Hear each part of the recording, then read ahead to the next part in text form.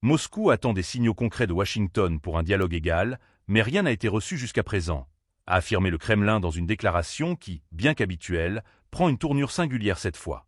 Cette annonce intervient en réponse à des déclarations polémiques du président américain Donald Trump, dans un contexte déjà marqué par les tensions sur la guerre en Ukraine. N'oubliez pas de vous abonner pour ne rien manquer de nos prochains reportages et partager cette vidéo pour alimenter le débat sur les relations entre grandes puissances.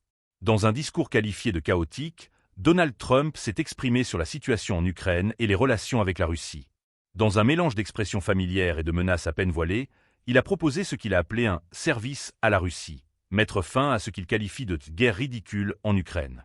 Pour appuyer son propos, il a promis d'imposer des sanctions et des droits de douane supplémentaires si sa proposition n'était pas acceptée.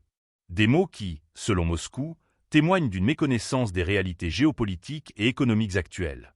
Trump a d'abord déclaré son « amour pour le peuple russe », un ton qui rappelle des campagnes de propagande d'une autre époque, selon des analystes russes. Mais rapidement, cette prétendue affection a laissé place à des menaces économiques. Il a notamment évoqué l'idée d'un « accord » que la Russie devrait accepter pour mettre fin à la guerre en Ukraine. Cependant, ces termes et son ton ont suscité l'ironie et l'indignation du côté russe.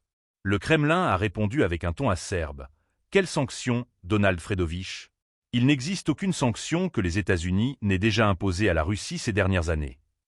Moscou a rappelé que l'économie russe, bien que lourdement sanctionnée, figure désormais parmi les 4 premières économies mondiales. Les sanctions américaines, selon des économistes russes, auraient même renforcé certaines industries stratégiques du pays en poussant la Russie à développer son autonomie. La Russie a également souligné que son commerce extérieur s'est largement réorienté vers d'autres partenaires mondiaux, qualifiant les États-Unis de « partenaires peu fiables ». En réduisant quasiment à néant ses échanges avec Washington et en se débarrassant des obligations américaines, la Russie affirme avoir minimisé son exposition aux « actifs toxiques » que représentent désormais, selon elle, les dettes nationales des États-Unis.